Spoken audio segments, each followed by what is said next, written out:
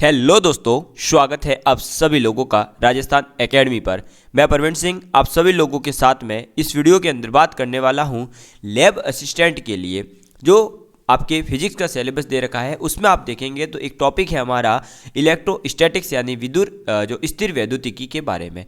स्थिर वैद्युतिकी के अंदर हम पढ़ चुके थे कूलम नियम क्या है और आपका इलेक्ट्रोस्टैटिक फोर्स क्या होता है। उसके बाद में आप लोगों को इलेक्ट्रिक फील्ड के बारे में कुछ जानकारी दी थी और हमने कुछ क्वेश्चंस भी करे थे। और फिर मैंने आपको इलेक्ट्रिक फील्ड और आवेश और आपका इलेक्ट्रोस्टैटिक फोर्स जो होता है इन तीनों में एक रिलेशन लिखवाया था कि F इक्वल टू होता है QE। आज हम पढ़ने वाले हैं जो इलेक्ट्रिक फील्ड बन रहा था, जो एक हमारा विद्युत क्षेत्र बन रहा था, उसमें कुछ काल्पनिक अगर हम रेखाएं खींचे, कुछ एक काल्पनिक रेखाएं खींच के एक वक्र का निर्माण करें तो जो एक आपका ये वक्र बना, ये जो काल्पनिक रेखाएं आपने खींची उसको आप कहते हैं विद्युत क्षेत्र रेखाएं। क्या कहेंगे? विद्युत क्षेत्र रेखाएं कहेंगे। तो हम बात करने वाले हैं इस विद्युत क्षेत्र की कुछ इंपॉर्टेंट गुणधर्म या हम इसकी प्रॉपर्टीज के बारे में, और ये विद्युत क्षेत्र रेखाएं होती क्या है इसके बारे में हम कंप्लीट डिटेल में बात करने वाले हैं। तो चलिए दोस्तों, आप लोग जो है सबसे पहले पॉइंट वाइज नोट करिएगा कि विद्युत क्षेत्र रेखाएं होती क्या है। तो विद्युत क्षेत्र रेखाओं का मतलब होता है कि किसी भी स्थान के ऊपर आप विद्युत क्षेत्र को रिप्रेजेंट करने के लिए, उसको प्रदर्शित करने के लिए जो आप एक डायग्राम बनाएंगे या जो आप एक क्षेत्र बनाएंगे उसको आप कहेंगे विद्युत क्षेत्र रेखाएं। तो आप लिखिएगा किसी स्थान पर विद्युत क्षेत्र, किसी स्थान पर विद्युत क्षेत्र को सतत रेखाओं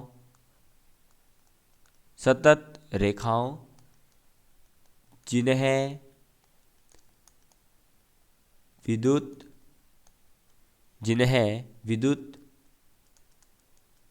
क्षेत्र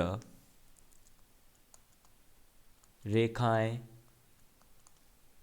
कहते हैं, से निरूपित किया जाता है। से निरूपित किया जाता है। ठीक है, तो किसी भी स्थान के ऊपर आप विद्युत क्षेत्र जो है उसको एक सतत रेखाओं के द्वारा जो आप एक क्षेत्र को रिप्रेजेंट कर रहे हो उसे आप विद्युत क्षेत्र कहते हैं। ठीक है, अब ये जो रेखाएं हैं क्या ये वास्तविक होती है? तो नहीं दोस्तों, ये रेखाएं केवल जो है आपके काल्पनिक रेखाएं होती है। क्या होती है? काल्पनिक रेखाएं होती है। यानी आप केवल एज्यूम करते हैं कि यहाँ पर होकर के लाइन जा रही होगी। जैसे कि हम बात करें तो आप जैसे भूमध्य रेखा वगैरह, ये रेखाएं कहीं खिंची हुई नहीं है ना, उसी प्रकार से विद्युत क्षेत्र रेखाएं भी आपको कहीं आंखों से दिखने वाली नहीं है। केवल इनको जो है आप ऐसा मतलब जो है मान सकते हैं कि अगर क्षेत्र बना है तो किसी न किसी रेखाओं के माध्यम से ही बना होगा, और जो रेखाएं हैं उन्हें ही हम क्या कह रहे हैं? विद्युत क्षेत्र रेखाएं कह रहे हैं। ठीक है, चलिए दोस्तों अब बात करते हैं तो जो ये विद्युत क्षेत्र रेखाएं हैं इनके बारे में सबसे पहले हमें जो है फैराडे नामक वैज्ञानिक ने जो है जानकारी दी थी। किसने जानकारी दी थी? तो फैराडे नामक वैज्ञानिक ने जानकारी दी थी। अब इन विद्युत क्षेत्र रेखाओं के बारे में आपको ज़्यादा जानकारी से पहले दो चीज़ें मैं आपको वापस से रिवाइज करवाना चाहता हूँ। जैसा कि मैंने पीछे भी बताया था कि जो पॉजिटिव चार्ज होगा वो क्या करेगा दोस्तों? इलेक्ट्रिक फील्ड को दूर की ओर फेंकता है, यानी बाहर फेंकेगा।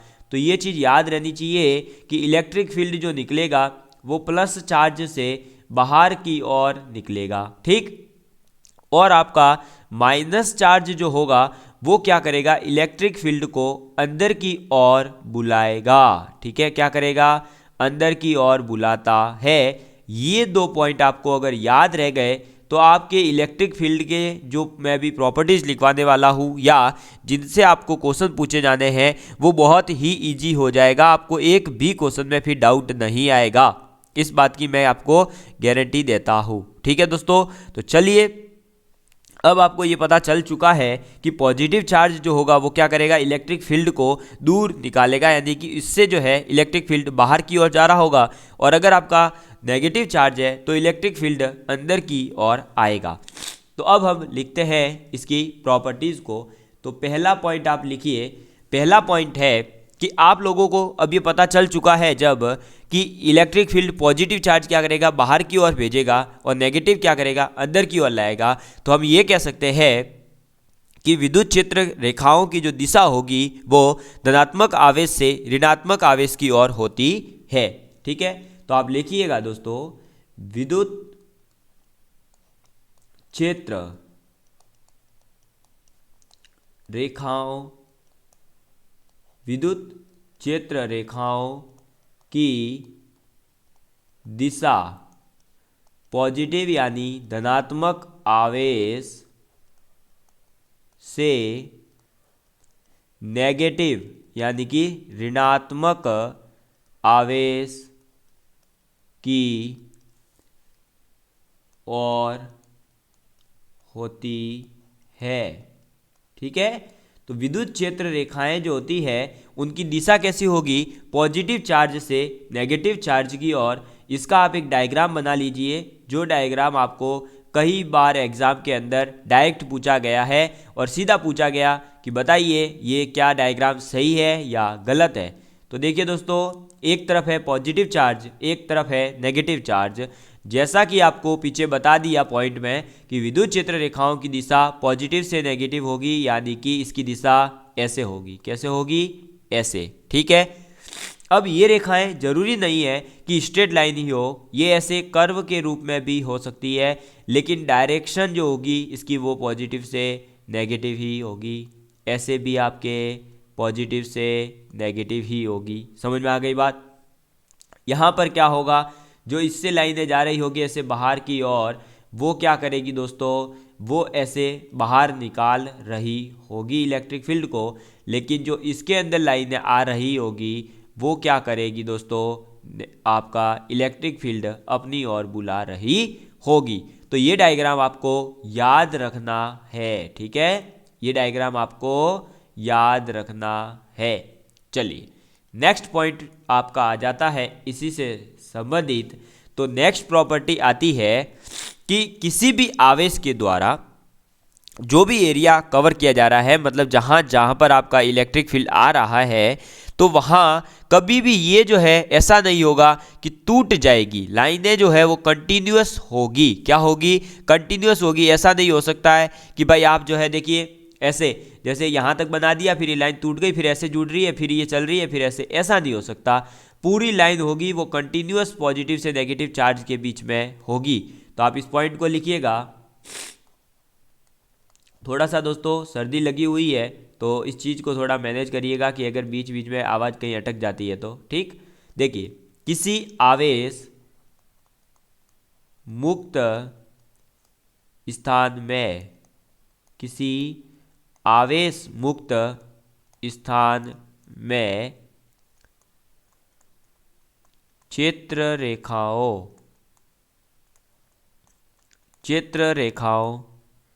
को ऐसे सतत माना जाता है, ऐसे सतत माना जाता है जो कहीं टूटते नहीं है। ठीक है, तो इन रेखाओं को क्या माना जाएगा, सतत माना जाएगा। ये रेखाएं कहीं भी टूटेगी नहीं। ठीक है, ये चीज़ आपको याद रखनी है। इसमें कोई आपको डाउट हो तो आप कमेंट करके पूछ लीजिएगा दोस्तों। ठीक है, तो चलिए बढ़ते हैं अब आगे की ओर, नेक्स्ट पॉइंट की ओर। तो नेक्स्ट पॉइंट है हमारा थर्ड पॉइंट, और थर्ड पॉइंट कह रहा है कि किसी आवेश से प्रारंभ हो अथवा उसके ऊपर समाप्त हो। तो समाप्त तो हमेशा किसके ऊपर होगी, नेगेटिव चार्ज के ऊपर और प्रारंभ कहाँ पर होगी, पॉजिटिव चार्ज के ऊपर। तो प्रारंभ अथवा समाप्त होने वाली बल रेखाओं की संख्या या विद्युत क्षेत्र की संख्या, विद्युत क्षेत्र रेखाओं की होने वाली विद्युत क्षेत्र, या आप बल रेखाएं भी कह सकते हैं, ठीक है, विद्युत क्षेत्र रेखाओं की संख्या उस आवेश के परिमाण, यानी उसका जो वैल्यू है, मैग्नीट्यूड उसका कितना है, परिमाण के समानुपाती, ठीक है, यानी आप ये कह सकते हैं डायरेक्टली प्रोपोर्शनल, समानुपाती होती है। समझ में आ गई बात, ये चीज भी। तो अब देखिए, अगर आप इसको डायग्राम से देखना चाहते हैं दोस्तों, तो इसके कहने का मतलब है, सपोज करिए एक है आपका पॉजिटिव चार्ज और एक है नेगेटिव चार्ज, और एक आपने यहाँ और ले लिया पॉजिटिव चार्ज Q, ठीक है। अब देखिए पॉजिटिव चार्ज है तो ये क्या करेगा, आवेश को बाहर निकालेगा। तो देखिए इससे जो लाइन निकल रही है वो सपोज करिए 3, ये अभी ऐसे रिप्रेजेंट किया जा रहा है, ठीक है, ये 4 लाइनें निकल रही है। ये एक माइनस Q है जिसके अंदर लाइनें आ रही है, मान लो 4, ये 5 और ये इधर से 6। ऐसे ही ये एक पॉजिटिव चार्ज है जिसके ऊपर लाइनें मान लो 1, सॉरी ये तो बाहर निकालेगा, 1, ये 2, ये 3, ये 4, ये 5, ये 6, ये 7, ये 8। तो आपको अगर पूछ लिया जाए, मान लो इनका नामकरण कर देते हैं हम, ये है आपका 1, ये है आपका 2, ये है आपका 3। तो आपको मैं बता दूं दोस्तों कि इसमें बताइए कौन सा चार्ज सबसे ज़्यादा होगा, यानी कौन से चार्ज का मैग्नीट्यूड सबसे ज़्यादा होगा। तो आपको बता दूं दोस्तों, सबसे ज़्यादा कौन से का होगा, तो सबसे ज़्यादा जो होगा वो होगा आपका Q3 का, ठीक है। क्यों, इसके पास में लाइनें बहुत ज़्यादा है, देखो 1, 2, 3, 4, 5, 6, 7, 8 लाइनें सबसे ज़्यादा। फिर आपका आएगा Q2, क्योंकि 1, 2, 3, 4, 5 लाइनें हैं इसके पास, तो माइनस Q2, और फिर मैग्नीट्यूड में ये आएगा आपके सबसे लास्ट में। समझ में आ गई बात, ठीक है। तो ये चीज़ ऐसे ही होगी, आपको ये लाइनें गिन करके पता लगाना होगा, और ऐसे क्वेश्चन जो है आप लोगों से पूछे भी जाते हैं दोस्तों, जिसमें आपको डायग्राम दे दिए जाते हैं और अब पूछ लिया जाता है कि बताइए कौन से चार्ज की वैल्यू ज़्यादा है, या आपसे पूछ लिया जाता है कौन सा चार्ज पॉजिटिव है, कौन सा चार्ज नेगेटिव है। इस टाइप के क्वेश्चंस भी आप लोगों से पूछे जाते हैं, तो आप ऐसे बता सकोगे, ठीक है। चलिए नेक्स्ट आपका आता है फोर्थ पॉइंट। तो फोर्थ पॉइंट आपका कहता है दोस्तों, फोर्थ पॉइंट ये कहता है कि अगर आपकी विद्युत क्षेत्र रेखाएं हैं तो वो एक दूसरे को कभी भी काटेगी नहीं, यानी प्रतिच्छेद नहीं करती है, ठीक है। और वो प्रतिच्छेद क्यों नहीं करती है वो भी समझा देता हूं। तो देखिए, 2 विद्युत क्षेत्र रेखाएं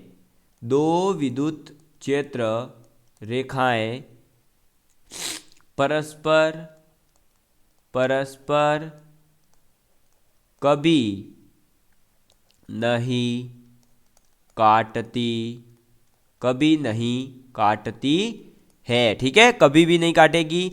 और वो क्यों नहीं काटती, क्योंकि दोस्तों, क्योंकि मैं भी डायग्राम से भी समझा दूंगा, क्योंकि प्रतिच्छेद, यानी जहां पर ये दोनों कट करेगी, प्रतिच्छेद बिंदु पर 2 स्पर्श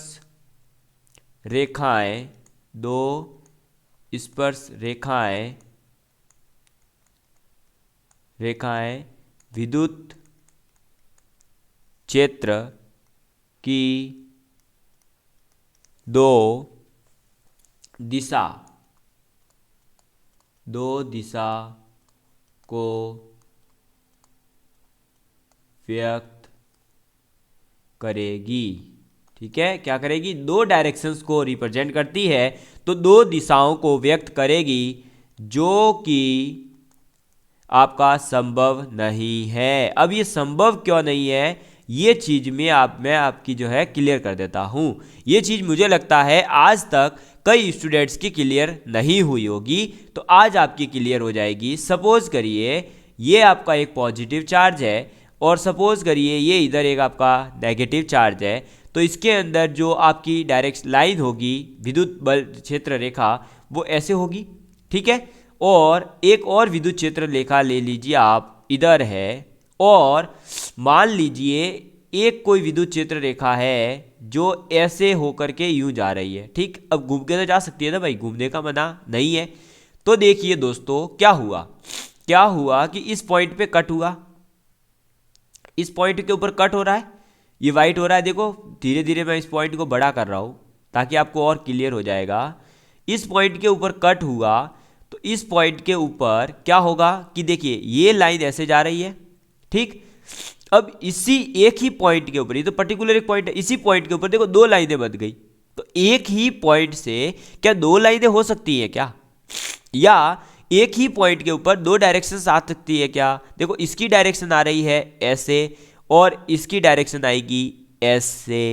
क्या एक ही पॉइंट के ऊपर देखो एक जाएगा ऐसे और एक आएगा ऐसे? तो आप ये बताइए दोस्तों, एक ही पॉइंट है और एक ही विद्युत क्षेत्र के अंदर है, तो क्या एक ही डायरेक्शन में पॉसिबल है? या तो क्या डायरेक्शन की हमेशा क्या होगी, पॉजिटिव से नेगेटिव की ओर, तो हमेशा पॉजिटिव से नेगेटिव की ओर जो जा रही है वही पॉसिबल है। नेगेटिव से पॉजिटिव कभी पॉसिबल है क्या? कभी भी पॉसिबल नहीं है। इसलिए आपको ये बात याद रखनी है कि दो विद्युत क्षेत्र रेखाएं अगर एक दूसरे को कभी कट कर रही है, इसका मतलब वो आपका डायग्राम गलत है। तो आप पहले ये भी देख सकते हैं कि कहीं पर कट करने का दे रखा हो तो आप उसको जो है सीधा सा गलत कर दीजिए। अगर कट करने का नहीं है तो फिर आप ये देखिए कि उनके जो है आपसे क्या क्वेश्चन में पूछा गया है। और ये कट क्यों नहीं करती है, तो ये कट इसलिए नहीं करती क्योंकि एक ही पॉइंट के ऊपर जो है दो डायरेक्शंस नहीं हो सकती। हमेशा इलेक्ट्रिक फील्ड की डायरेक्शन पॉजिटिव से नेगेटिव होगी, कभी भी नेगेटिव से पॉजिटिव हो नहीं सकती। साथ ही साथ एक ही पॉइंट कभी दो डायरेक्शन में, एक ही पॉइंट की जगह से दो डायरेक्शन में नहीं जा सकता। वो या तो जाएगा इस डायरेक्शन में या जाएगा इस डायरेक्शन में, तो एक ही डायरेक्शन में जाएगा, इसलिए ये कभी भी एक दूसरे को कट नहीं करेंगे। ठीक है, चलिए नेक्स्ट पॉइंट की ओर बढ़ते हैं। तो हमारा फिफ्थ पॉइंट आता है दोस्तों, आप लिखिएगा। फिफ्थ पॉइंट आता है विद्युत स्थितिकी में, विद्युत स्थितिकी यानी कि इलेक्ट्रोस्टैटिक्स, यानी विद्युत स्थितिकी में विद्युत क्षेत्र रेखाएं कभी भी बंद लूप क्या होता है मैं समझाऊंगा। बंद लूप नहीं बनाती है। ठीक है, समझ में आ गई बात? क्या कह रहा है कि विद्युत क्षेत्र रेखाएं जो है आपकी, वो कभी भी बंद लूप का निर्माण नहीं करेगी। यानी कहने का मतलब है एक सर्कल का जो है आप निर्माण नहीं कर सकते हैं, क्योंकि जो विद्युत क्षेत्र है, आप लिख लीजिएगा, विद्युत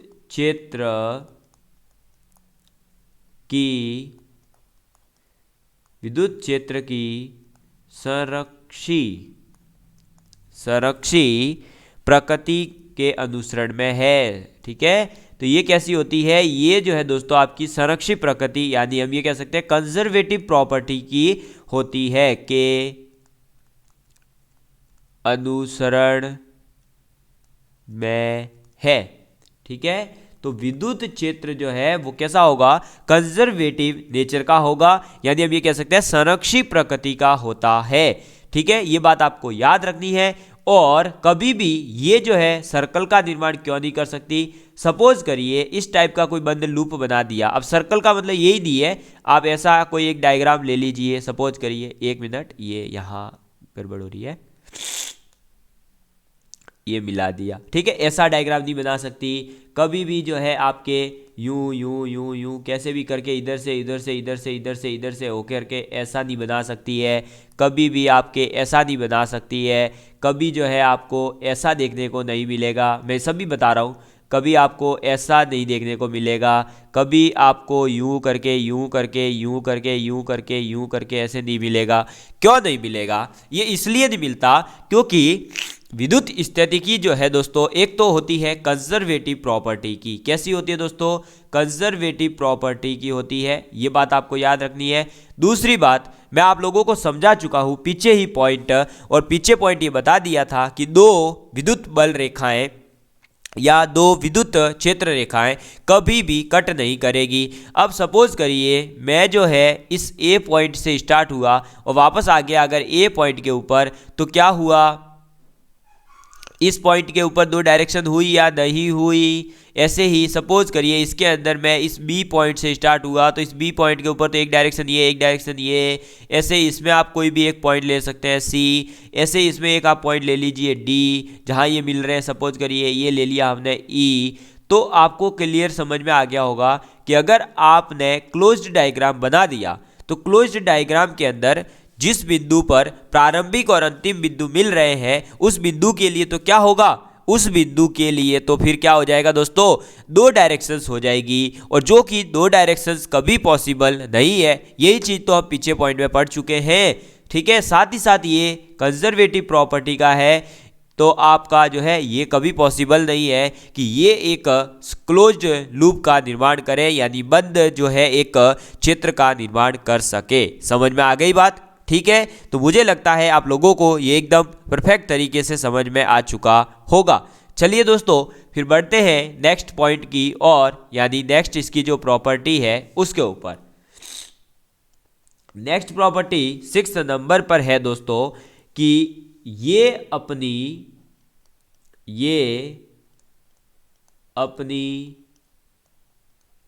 लंबाई यानी लेंथ की दिशा में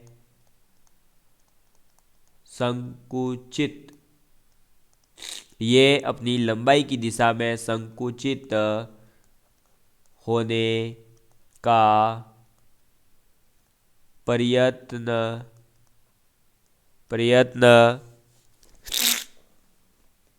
करती है। क्या करती है? ये अपनी लेंथ की डायरेक्शन, अगर हम लेंथ के रेस्पेक्ट में देखें तो ये अपने आप को कॉन्ट्रैक्शन करने की लगेगी। क्या करेगी? अपने आप को संकुचित करने में लगी रहेगी। तो क्या करेगी? संकुचित होने का प्रयत्न करती है, जो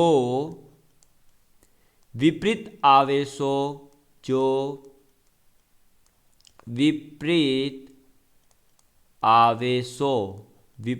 आवेशों में आकर्षण को दर्शाता है। यानी कि हम ये कह सकते हैं कि दो आवेशों के मध्य में विद्युत क्षेत्र की रेखा जो है उसकी लेंथ के बेस पर आप ये कह सकते हो कि किसमें ज्यादा आकर्षण है, किसमें कम आकर्षण है। मैं अभी आप लोगों के सामने क्लियर करने वाला हूं डायग्राम से। तथा यह अपनी लंबाई, ये देखिए दोस्तों, ये बहुत ही शानदार कॉन्सेप्ट है और ऐसे कॉन्सेप्ट आपको हर जगह नहीं मिलने वाले हैं। तो यह अपनी लंबाई के लंबवत दिशा में फैलने का प्रयत्न करती है। क्या करती है? अपनी लंबवत, जो लंबाई है उसके लंबवत दिशा में फैलने का प्रयत्न करती है, जो समान यानी कि सेम आवेशों में प्रतिकर्षण, क्या, रिपल्सन, प्रतिकर्षण दर्शाता है। ठीक है, ये क्या करती है, ये समान आवेशों में प्रतिकर्षण को शो करती है। समझ में आ गई बात। तो ये पॉइंट क्या कहना चाह रहा है, इसको हम जो है अच्छे से अभी डायग्राम के माध्यम से समझेंगे, ताकि आप लोगों को एकदम ही जो है क्लियर हो जाए, किसी प्रकार का कोई डाउट नहीं रहे। ठीक है, देखिए दोस्तों, ये कहना चाहता है पॉइंट कि सपोज करिए आपके पास एक चार्ज है Q और एक चार्ज है -Q। ठीक है, ये आपका गोला मैंने बना दिया ताकि आपको पता रहे। अब इनके बीच में जो लेंथ है ना, ये जो लेंथ है इसको मान लीजिए कितनी है दोस्तों, R1 है। तो ये जो लेंथ है, और आप मान लीजिए एक इधर आपका Q है चार्ज और इधर भी -Q चार्ज है, लेकिन इन दोनों के बीच में लेंथ जो है वो R2 है। तो आप क्लियर कह सकते हो कि R1 is greater than R2। तो इसका मतलब क्या है पता है, R1 अगर बड़ा है R2 से, तो इसके कहने का मतलब स्पष्ट है कि आकर्षण जो है वो यहाँ ज़्यादा है। R1 जो है इसमें आकर्षण कम है, किसमें, इसमें तो आकर्षण कम है और इसमें आकर्षण अधिक, क्या, आकर्षण अधिक। समझ में आ गई बात दोस्तों। तो देखिए हमने कैसे पता लगाया, इनके बीच में जो लेंथ है उस लेंथ से, इनके बीच में जो लेंथ है ना उससे हमने पता लगाया कि आकर्षण कहाँ अधिक होगा कहाँ कम होगा। तो जहाँ इन दोनों के बीच में जो डिफरेंस है या जो लाइन है, जहाँ लेंथ इन दोनों के बीच की है, वो लेंथ जितनी कम होगी उतना ज़्यादा आकर्षण होगा। तो हम ये कह सकते हैं कि इस और इस जो आकर्षण अधिक का मतलब क्या हुआ कि फोर्स जो लगेगा, तो अब मान लेते हैं इन R1 के लिए जो फोर्स है वो F1 है, तो F1 ज़्यादा होगा। देखो डिस्टेंस ज़्यादा कहाँ है, R1 में, लेकिन F1 फोर्स कहाँ ज़्यादा होगा, तो फोर्स ज़्यादा होगा F2 के अंदर। समझ में आ गई बात, क्लियर। ठीक है, तो ये आप जो है इस पॉइंट से क्लियर कर सकते हो। अब ये तो हुआ हमारा कॉन्सेप्ट ये, लेकिन इसी में एक कॉन्सेप्ट है कि लेंथ के लंबवत। तो लेंथ के लंबवत का मतलब क्या है, आप सपोज करिए +Q चार्ज है, ये -Q चार्ज है। ठीक, ये है आपकी लेंथ ही है। अब ये कह रहा है कि इन दोनों के बीच में सपोज करिए कि ये नेगेटिव पॉजिटिव पहले तो था, अब ये जो पॉजिटिव की जगह क्या हो जाए दोस्तों, नेगेटिव हो जाए। तो ये एक दूसरे से दूर भागेंगे दोस्तों, थोड़ा सा सर्दी लगी हुई है तो हो सकती है प्रॉब्लम, कॉम्प्रोमाइज़ करिएगा थोड़ा। देखिए दोस्तों, ये जो है अगर दोनों के दोनों नेगेटिव है तो क्या होगा, दूर तो भागेंगे। तो दूर भागने का मतलब हुआ कि इनकी लंबवत, इस लेंथ के लंबवत जो दूरी है, ये वाली जो डिस्टेंस है, कौन सी, ये वाली डिस्टेंस लंबवत, इसके वो दूरी क्या होगी दोस्तों, क्या लिखा है देखो मैंने, पढ़ो। देखो ये अपनी लंबाई की दिशा में संकुचित होने का प्रयत्न करती है, तो विपरीत आवर्तों में आकर्षण।